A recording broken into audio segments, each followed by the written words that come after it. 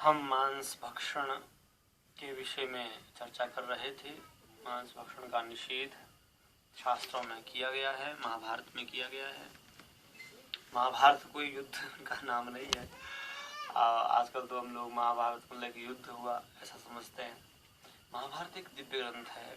महाभारत में 1,00,000 श्लोक हैं। महाभारत में दिव्य शास्त्रों की चर्चा है। वेद पुराणों का सारभूत महाभारत है।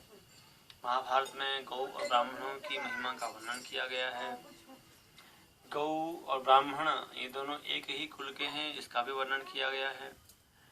गौ को पशु मानना यह भी अपराध है और ब्राह्मण को एक सामान्य पुरुष मानना यह भी अपराध है, क्योंकि ब्राह्मण भूदेव हैं और गौ माता साक्षात भगवती कामधेनु हैं, सुरभि है, विश्वस्य मातरः, गावो विश्वस्य मातरः, गौ माता विश्व की माता है।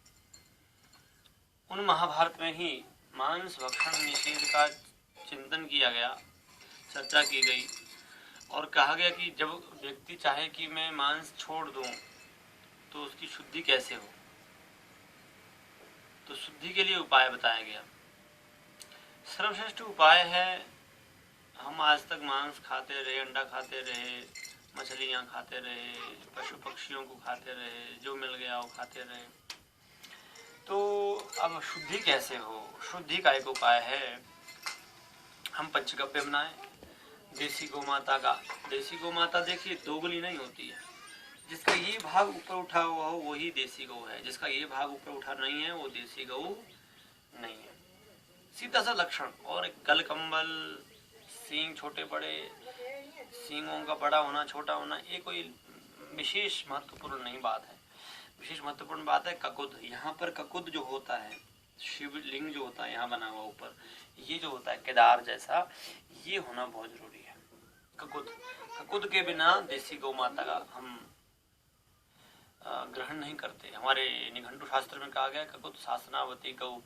ककुद और शासना मतलब गलकंबल और कोला, ये दो चीज जिसमें होती है वो गौ माता है। उस गौ माता के दूध को ले, गोमूत्र को ले, गोबर को ले, दही को ले और घी को ले, ये 5 चीजें मिला करके फिर इनका मिश्रण बना करके फिर इसको ग्रहण करें, इसको छान करके पिए। गोबर, गोमूत्र, दही, दूध और घी, ये 5 चीजें मिश्रण बना करके जब आप ग्रहण करेंगे तो निश्चित रूप से जो मांसाहारी व्यक्ति हैं उनकी शुद्धि होगी। और उसके बाद भी आप व्रत लें कि मैं 40 दिनों तक गोमूत्र लगातार पीऊंगा, ताकि आपके शरीर में जहां जहां तक यच्च अस्थिगतम पापम देहे तिष्ठति मामके, जो इस शरीर में कहीं पर भी मांस का खाने से जो पाप बना हुआ है, दूसरों के मांस का खाने से, दूसरे जीव जंतुओं के, दूसरे पशु पक्षियों के मांस को खाने से जो पाप बना हुआ है, यच्च अस्थिगतम पापम देहे तिष्ठति मामके प्राशनात् पंचगव्यस्य। पंचगव्य का प्राशन करने से मतलब उसे पीने से, ग्रहण करने से, पंचगव्य को, गोमूत्र को, तो निश्चित रूप से शुद्धि होती है। गंगा जल का पान करे, गंगा जल में स्नान करे, यज्ञोपवीत संस्कार करवाए अपना। और यदि आप द्विजाति हैं, द्विजाति मतलब ब्राह्मण, क्षत्रिय, वैश्य हैं, यदि आप शूद्रों में आते हैं, SC ST आदि में आते हैं, तब आपको जनेऊ धारण नहीं करना चाहिए। ये शास्त्र की विधि है।